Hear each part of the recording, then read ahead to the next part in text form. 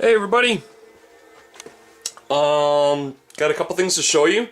This was a different setup that I did for eBay last night for the photo ops for it. And thank you for my 2 bidders out there. Thank you so very much.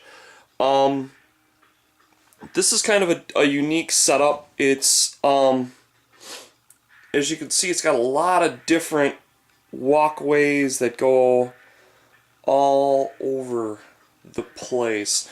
Another really cool element that you could do with something like this is to put this on water and use like rafts and stuff to get around it. This would be a really slick kind of you know, castle on a lake kind of thing. For like the demon army thing, I mean, if you've got like a lava mat, you could throw this down and say this is coming right up out of like a lava lake.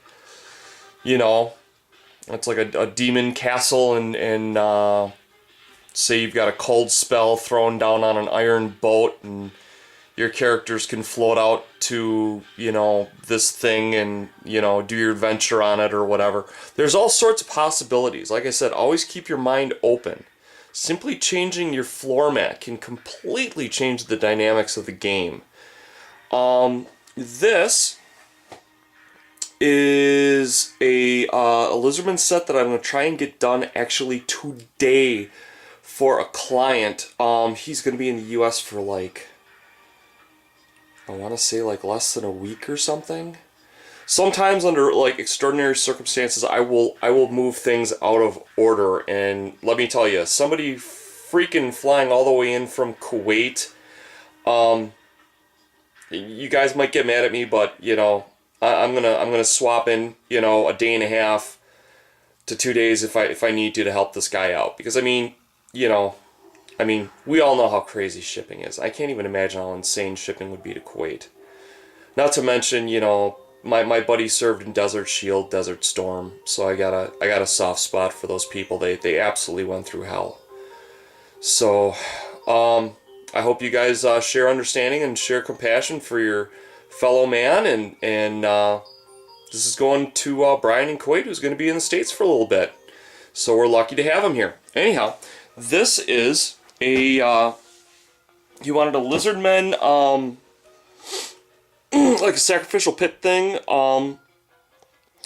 So I've got 2 areas that'll be able to act as either pits or act as spawning pools.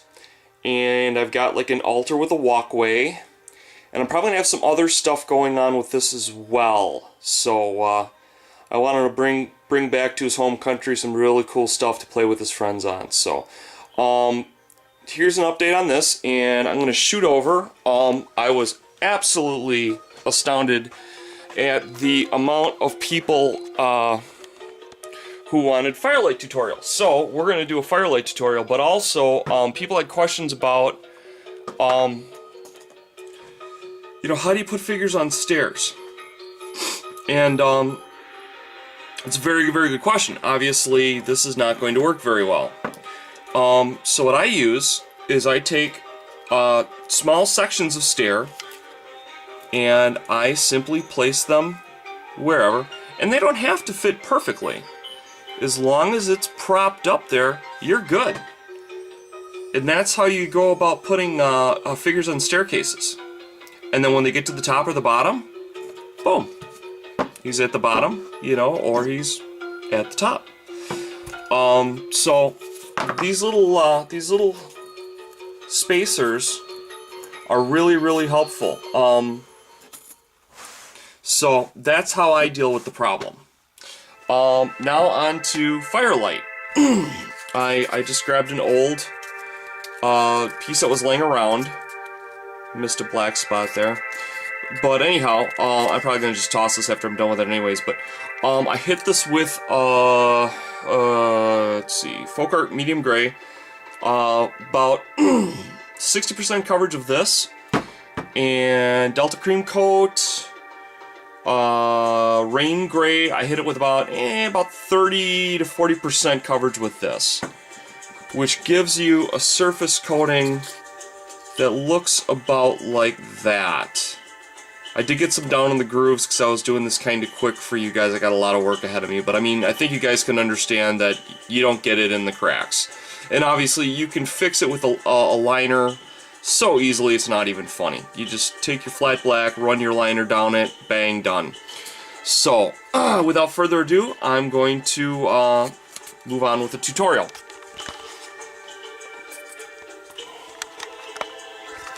I'm going to focus this kind of down, because you don't need to be looking at my ugly mug.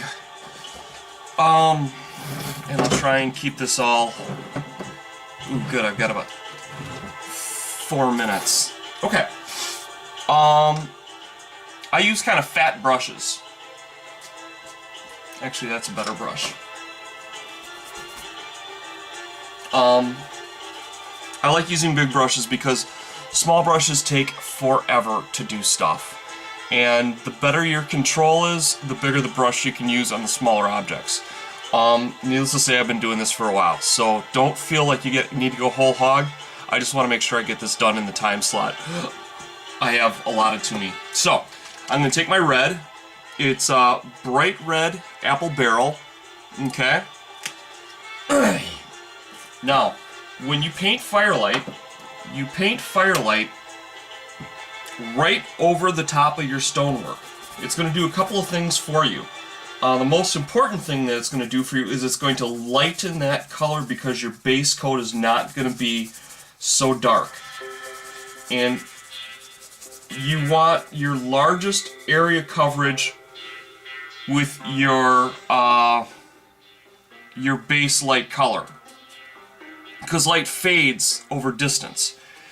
So I'm gonna do probably I'm gonna do 2/3 of the wall in red, and I'm gonna do it a little bit differently. I'm gonna go from corner to corner, so you can see the gradient. Okay. Oh, geez, sunlight or light. This could be a problem. Here. All right, you see how I got, this is going to be away from the light, this is going to be the core of my light, okay? All right. Now, I've done my red. Now, the next color I'm going to use is an orange, and this is an Americana orange. The sticker's over the name. Any orange will do, you know.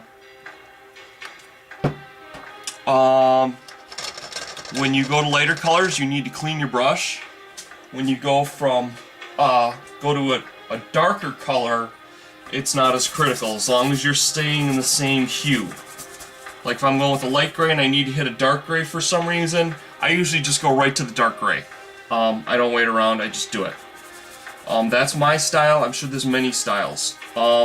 If you wanna, like I said, Nitaku, Christopher, you wanna bring your stuff to the next level, look at those guys and what they do. Listen to them before you listen to me, okay? Here we go. Next layer. See how it's shifting?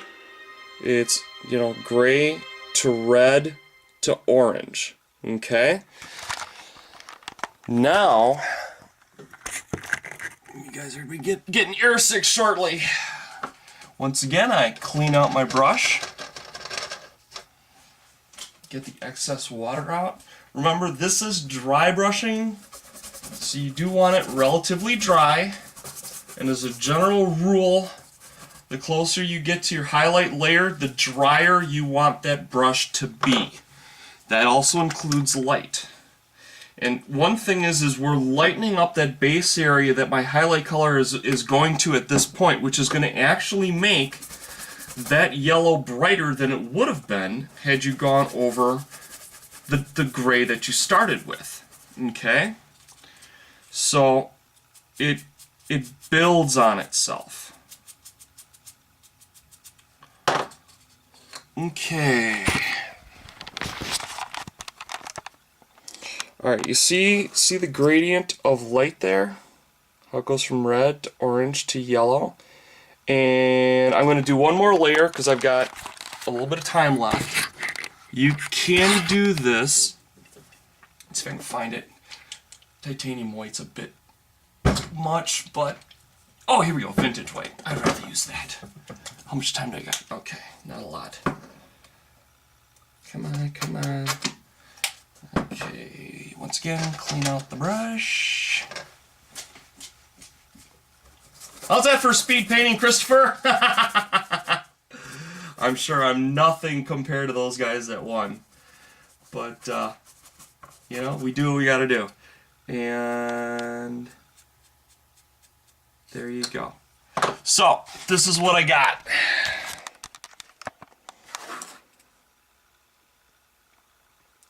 There's your gradients. Alright, take care everybody. Love ya.